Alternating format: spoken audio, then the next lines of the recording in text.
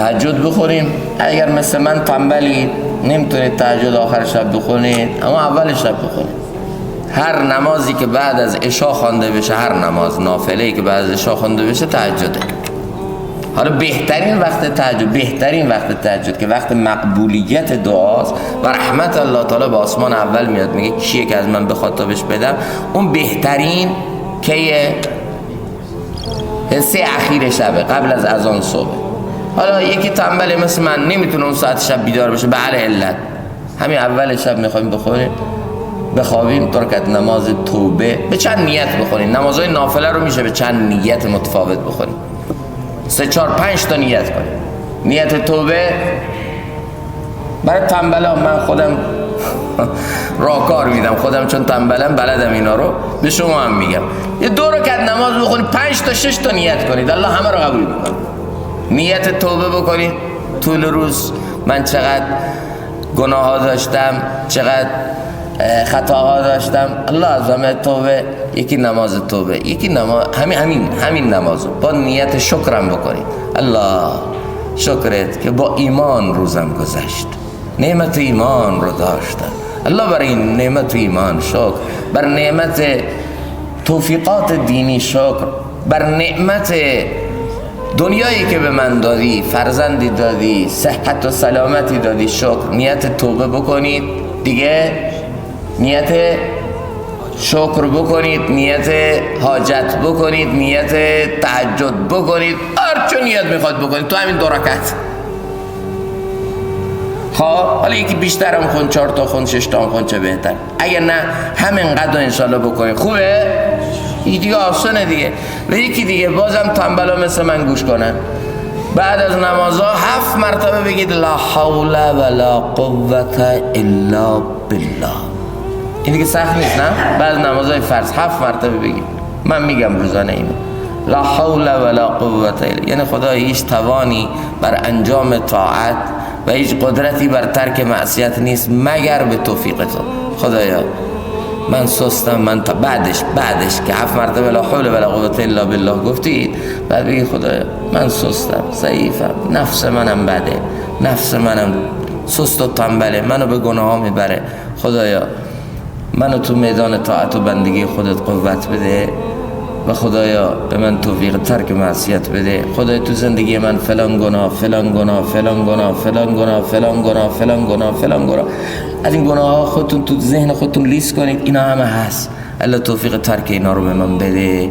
و بعد از این پایین اون گناه هایی که برای نفس ترک کردن اونها خیلی سخت نیست.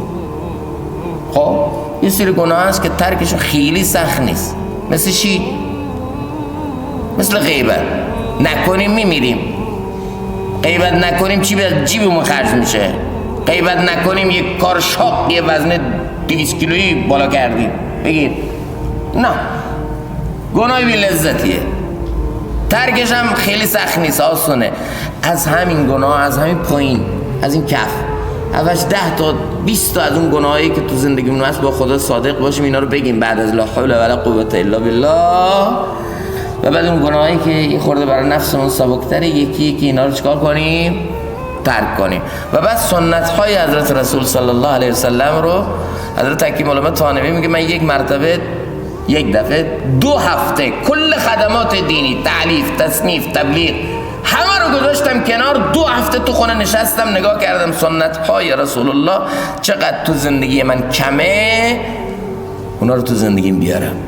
چه فایده از تبلیغم، چه فایده از تصنیفم وقتی خودم سنت رسول الله تو زندگیم نباشه. سنت های رسول الله رو زنده کنیم. حالا یه سنت هایی هست برای نفس سنگینه، برای نفس یه سری سنت ها سخته، اونا رو بعدن. این سنت هایی که آسان تره، از این پایین برای نفس خیلی سخت نیست، اونا رو شروع کنیم.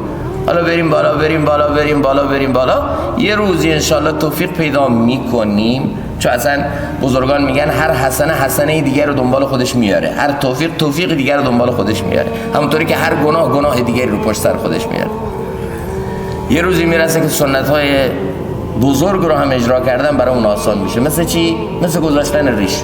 این شاید برای نفس خیلی سنگین جلو، ریش بذارم چطوری میشم، قیافم چطوری میشه، दाढ़ी रख लेने से अगर चेहरा बदनमा होता तो दाढ़ी मेरी सरकार का सुन्नत नहीं होती। शायरी आज़म ये, दाढ़ी रख लेने से अगर चेहरा बदनमा होता तो दाढ़ी मेरी सरकार का सुन्नत नहीं होती. میگه اگر گذاشتن ریش چهره رو بدنما میکرد الله این چهره رو برای نبی خودش نمیپسندید. یه روز من توی خانه بودم، بچه های صاحب خانه اینجا نبود، یه شهر دوری بود، اینا میشناختن ما رو از طریق فضای مجازی، ما رفته بودم خونش. این بچه هاش نیده بودن تا بال با این قیافا، کمتر دیده بودن از نزدیک، حالا تو فضای مجازی دیده بودن، ولی اون شهری که اونجا بود نبود با این سیما و با این قیافای ما زیاد. این بچه ها بر اولین دفعه شاید حالا بود که اینطور چهره رو از نزدیک میدیدن، ولی خوب خانواده دینداری، خانواده متدین اینا. بعد دیدم بچه های صاحب خانه با هم دیگر پچ پچ میکنن، به سمت من نگاه میکنن، اینجوری با خودشون میخندن. بعد باباشون که رفت من صداشون کردم بیا همونجا اینجا. اومد خیلی هم با ادب، گفتم چرا میخندیدی؟ یه مرتبه رنگش پرید، فکر کرد که من میخوام تنبیهش کنم، میخوام برخورد کنم به باباش، بگم به خدا چیزی نبوده عمو جان، من معذرت میخوام به خدا. گفتم نه من کاری بهت ندارم، فقط میخوام بفهمم چرا میخندیدی. گفت که نمیشه نگم. گفتم نه بگو، قول بهت میدم نه به بابات بگم نه با خودت کاری، فقط میخوام بفهمم چرا میخندیدی. این داداشم یه چیزی گفت من خنده گرفت. گفتم چی گفت داداشت؟ گفت که این داداشم به من گفته که اگه این مولوی فقیه ریش نمیداشت چقدر خنده دار میشد. بعد من یه لحظه تصور کردم دیدم ولی واقعا خیلی خنده دار میشد.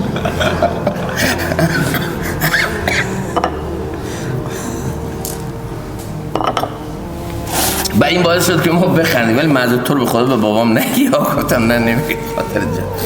ولی اینه که واقعا از گذاشتن ریش چهره بدنما نمیشه، یوزارسیف میشید تازه.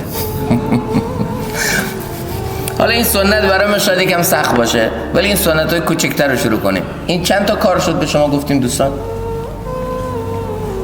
چی بود اینا که گفتیم؟ تهجد گفتیم. با چه شیوه برای تنبلا مثل من؟ یکی دیگه یک نسخه دیگه هم برای تنبلا بود، چی بود؟ لا حول ولا قوة الا بالله. و بعد چیکار کنی؟ یک چیز دیگه هم هست بازم مخصوص تنبلا. ما از این تمام نسخه‌مون برای شاق نیست، خیلی خیلی آسانه. قبل از خواب همون دراز کشیده، اصلا به خودت زحمت نده، رو به قبله باشی لزوما، و وضو داشته باشی لزوما، و نمیدونم کلاه سرت باشه لزوما، نه هیچ کدوم از این. خب همون دراز کشیده قبل از خواب چند دقیقه همون دراز کشیده با خودت فکر کن امروز من چطور گذشت. 3-4 دقیقه امروز با زبانم، با چشمم، با اعضاء جوارحم چقدر گناه کردم، چقدر غفلت داشتم، اینا رو فکر کن. بعد 2-3 دقیقه با خود اینا رو فکر کن، بعد استغفار کن، خدای معاف کن، الله منو ببخش، 2-3 تا استغفار کن و بعد برای فردای خودت یه برنامه کوچک بریز. این همش چند دقیقه زمان میبره؟ 5 دقیقه. خب امتحان کنید، همین 3-4 تا کار رو بکنید. قول به شما میدم انشاءالله بعد از یه مدت کوتاهی کل زندگیتون عوض میشه. همش هم گفتم اینا چیه دیگه، از این ساده تر و از این نمیدونم یه جایی هستن که به قول معروف یه بنده خدایی رو ما دیدیم که یه حالتی پیدا کرده، یه وضعیتی پیدا کرده، یه جورایی شده. یه بنده خدایی آمده بود از کردستان با مولانا مادومر سربازی بیعت کنه. بعد به من گفت که منو میبری پیش مولانا؟ گفتم لازم نیست، خودت برو. گفت خب شما وساطت کن. گفتم وساطت نمیخوام، خودت برو صحبت کن. بعد رفت، حالا بیچاره تو مسیر مولانا از مسجد داشت میامد بیرون. بعد به مولانا میگه مولانا میخوام با شما بیعت کنم. مولانا گفت که خوبه فرزندم، ان شاءالله بعد از نماز صبح روز جمعه بیا اونجا جلسه ذکر و بیعت. بعد گفت مولانا ببین یه چیز راست بگو، چیزی هم بارد هست یا نیست؟ الکی ما رو الاف خودت نکن. خدای چی میگه این؟ مولانا به طرفش یه نگاه کرد، یه لبخند ملیحی، یک تبسمی زد. چی میگه این؟ بعد هی من به طرفش اشاره میکردم چی میگی تو این بیادبیه؟ نه واقعیت میگم جان مولانا، اگه واقعا چیزی بارد نیست الکی میخواد ما رو علاف خودت بکنیم، مثل چند تا پیر قبلی که ما رفتیم از یک جای شب تا صبح بیدار باشید، پشت چشماتون فلفل بزنید، نمیدونم فلان بکنید، اینطور ما رو برفا برید بشینید کف پاتون نباشه که میخواد ریاضت بکشید. همه این کارا رو کردین تهش چی در نیومد. اگه میخوای مثل این پیرا ما رو بدبخت کنی که تهش هم چیز گیرمون نیاد، همین اول به ما بگو راست چیزی وارد است یا نه. مولانا لبخندی زد گفت انشالله میشه فرزندم، انشالله میشه. حالا نسخه‌ای که ما از بزرگانمون یاد گرفتیم خودمون تنبلی کردیم ولی به شما منتقل میکنیم الدال علی الخیر کفاعله، بلکه انشالله یکی عمل کنه به ما هم فایده برسه. همه نسخه آسونه دیدید، همه اینا دراز کشیده و همه اینا اول شب 2 رکعت بخون و با چند تا نیت بخون و دیگه از این ساده تر دیگه چیزی نیست. همین چند کار رو انشالله خواهران برادران همه بکنه انشالله. خوبه؟ الله قبول بکنه انشالله.